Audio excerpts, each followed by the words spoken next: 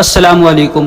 مفتی طارق مسعود کے لیٹسٹ بیانات سننے کے لیے ہمارے چینل لرن اسلام کو سبسکرائب کریں۔ ایک نماز بہت زیادہ بار بار ایک مسئلہ میں ریپیٹ کرتا رہتا ہوں کہ 8 رکعت تراویح اگر رمضان میں ہوتی تو 8 تو عام دنوں میں بھی آپ نے پڑھی ہے، تو پھر رمضان میں یہ عبادت رات کی بہت زیادہ ہوتی ہے بھائی، یہ تو نارمل روٹین تھی۔ پھر وہی بات آتی ہے، بخاری کا حوالہ دیتے ہیں کہ حضرت عائشہ فرماتی ہیں کہ نبی رمضان غیر رمضان میں 8 پڑھتے تھے۔ بخاری کی دوسری حدیث اس کے خلاف ہے، یزید فی رمضان ما لا یزید فی غیرہ، رمضان کے علاوہ مہینوں میں اتنی عبادت نہیں ہوتی تھی جتنی رمضان میں ہوتی تھی۔ اس سے پتہ چلتا ہے رمضان میں یہ عبادت زیادہ۔ بخاری ہی کی دوسری حدیث اس کے اگینسٹ ہے۔ اور اگر آپ کہتے ہیں کہ 8 ہی پڑھنی ہے تو بخاری کی جس حدیث میں 8 کا تذکرہ ہے اس میں تو 4 رکعتیں کر کے ہے، نہیں 4 پڑھتے تھے، پھر کتنی پڑھتے تھے؟ 4 پڑھتے تھے۔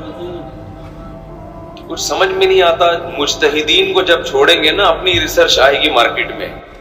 السلام علیکم۔ مفتی طارق مسعود کے لیٹسٹ بیانات سننے کے لیے ہمارے چینل لرن اسلام کو سبسکرائب کریں۔ رمضان میں ایک کام عبادت، جیسے ہم تراویح پڑھتے ہیں تو عام دنوں سے کئی گنا زیادہ نماز کی تعداد ہو جاتی ہے، تو نبی نے 4 کام تو کیے لیکن 2 کو بہت زیادہ فوکس کیا ہے۔ ایک نماز کی بہت زیادہ کثرت، تو رمضان میں جتنا ٹائم آپ کے پاس رہ گیا ہے نماز کی مقدار بولو بھائی بڑھا دیں، اور یہ عزم کر لیں پورے سال انشاءاللہ نماز کی پابندی کرنی ہے۔ جرمانہ رکھیں اپنے اوپر، نہیں جب تک انسان اپنے آپ کو سزا نہیں دیتے نا انسان کا بچہ بنتا نہیں ہے۔ دنیا میں کوئی بھی نہیں انسان کا بچہ بنتا شرافت سے، یہ دور شر اور آفت کا ہے، شرافت کا نہیں ہے۔ خود سزا دے اپنے آپ کو۔ فجر کی نماز جس دن رہ جائے اس دن ناشتہ بول، ناشتہ نہیں کرنا اس دن۔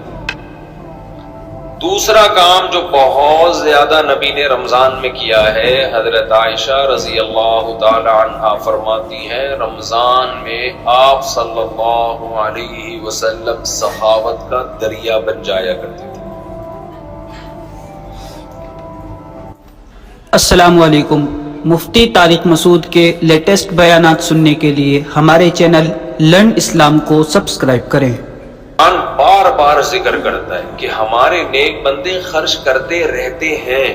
اتنا ذکر کیا قرآن نے کہ صحابہ پوچھتے تھے کہاں خرچ کریں، غریب کیسے خرچ کرے،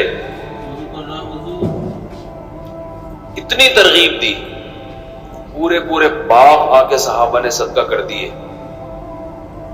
جہاں نماز کا ذکر وہیں اللہ نے صدقے کا ذکر کیا۔ ماہرین معیشت اگر یہ آیتیں دیکھیں تو وہ شاید یہ سوچیں کہ صدقے کا تذکرہ اللہ قرآن میں اس لیے ذکر کرتا ہے تاکہ دنیا سے غربت کا خاتمہ ہو جائے، اکنامکلی مسلمان قوم مضبوط ہو جائے۔ سمجھ رہے ہیں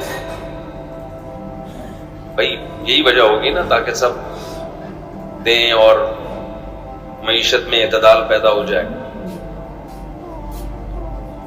یہ وجہ دوسرے نمبر پر ہے، اصل وجہ یہ نہیں ہے۔